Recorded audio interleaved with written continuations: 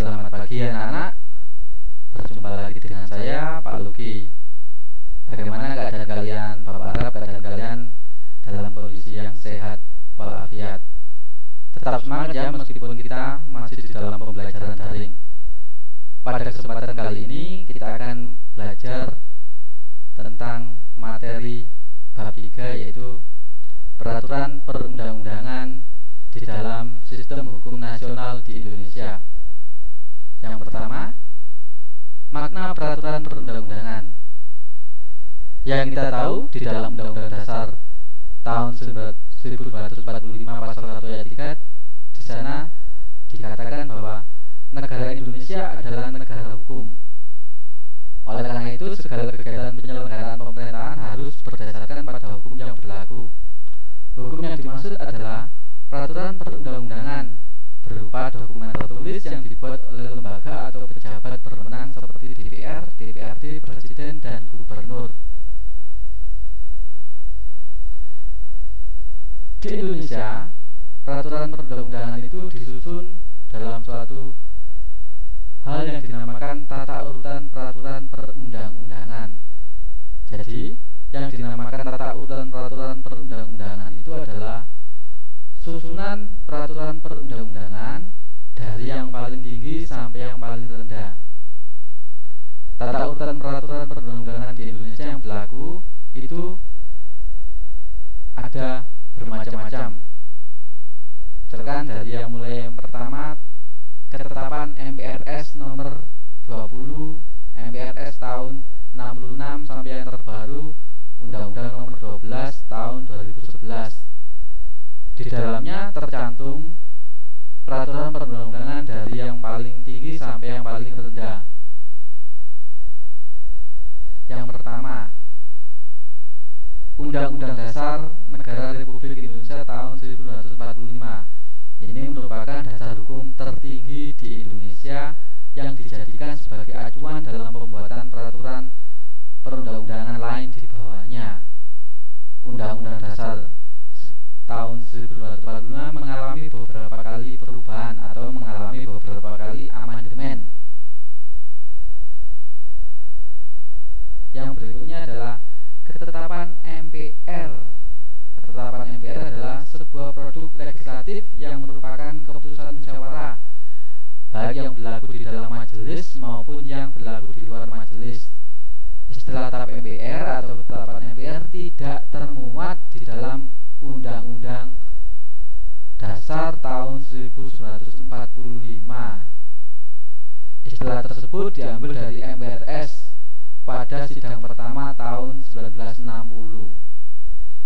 Sebagai sumber hukum, TAP MPR berisi yang pertama, memuat garis-garis besar dalam bidang legislatif dilaksanakan dengan undang-undang, memuat garis-garis besar haluan negara atau GBHN dalam bidang eksekutif dilaksanakan dengan keputusan Presiden.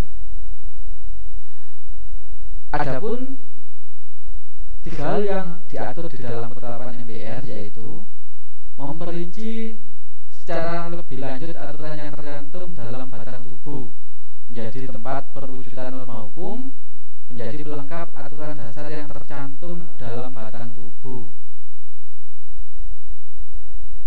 Yang berikutnya, undang-undang atau peraturan pemerintah pengganti undang-undang. Undang-undang merupakan penjabaran langsung dari Undang-Undang Dasar tahun 1945 oleh DPR dengan persetujuan Presiden.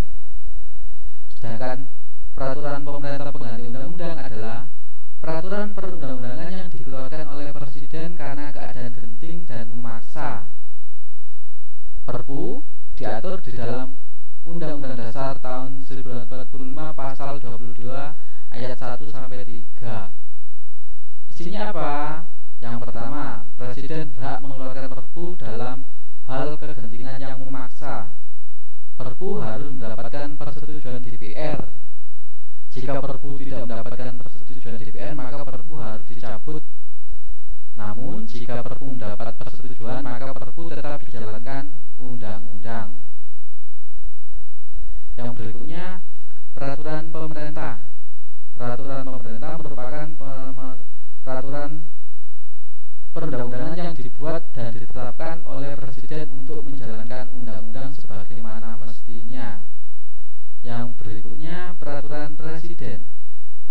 Presiden merupakan peraturan perundang-undangan yang ditetapkan oleh Presiden untuk menjalankan perintah peraturan perundang-undangan yang lebih tinggi atau untuk menyelenggarakan kekuasaan pemerintahan.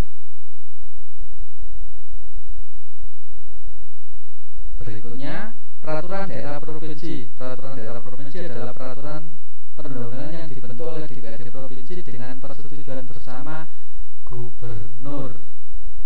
Selanjutnya, peraturan daerah kabupaten atau kota. Sama dengan peraturan daerah provinsi, peraturan daerah kabupaten atau kota adalah peraturan perundang-undangan yang dibentuk oleh DPRD kabupaten atau kota dengan persetujuan bersama bupati atau wali kota.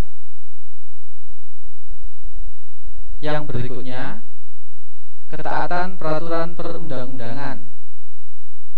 Kita sebagai warga masyarakat yang baik atau sebagai warga negara yang baik, setiap peraturan perundang-undangan harus kita patuhi, kita laksanakan dengan sebaik-baiknya. Seperti apa? Misalkan melaksanakan setiap peraturan yang berlaku, menjalankan tugas dan kewajiban sesuai dengan peraturan yang berlaku, mematuhi peraturan lalu lintas seperti berkendara di lajur yang benar, tidak menerobos lampu merah, dan sebagainya. Kepatuhan terhadap peraturan perundang-undangan juga dapat dilakukan di berbagai lingkungan seperti keluarga, sekolah, masyarakat, dan negara. Contohnya, misalkan di lingkungan keluarga, bersikap sopan di dalam keluarga, menjaga nama baik keluarga, mematuhi nasihat orang tua. Sedangkan di lingkungan sekolah bisa berupa tekun belajar, menjaga kebersihan sekolah, membuang sampah pada tempatnya, berperilaku baik dan sopan, serta tidak merokok. Sedangkan di lingkungan masyarakat tidak berbuat onar, menghormati tata cara adat kebiasaan setempat, menjaga nama baik masyarakat, peduli terhadap aturan yang berlaku di masyarakat. Sedangkan di lingkungan negara, taat dan tepat waktu membayar pajak, mematuhi aturan lalu lintas, menjaga nama baik bangsa dan negara. Nah, itu materi yang bisa saya sampaikan. Berikutnya untuk tugas kalian adalah nanti materi yang Bapak berikan bisa kamu catat, setelah itu kamu kirimkan ke Bapak. Di akhir kegiatan pembelajaran saya menyampaikan tetap jaga semangat, tetap jaga kesehatan. Sampai jumpa.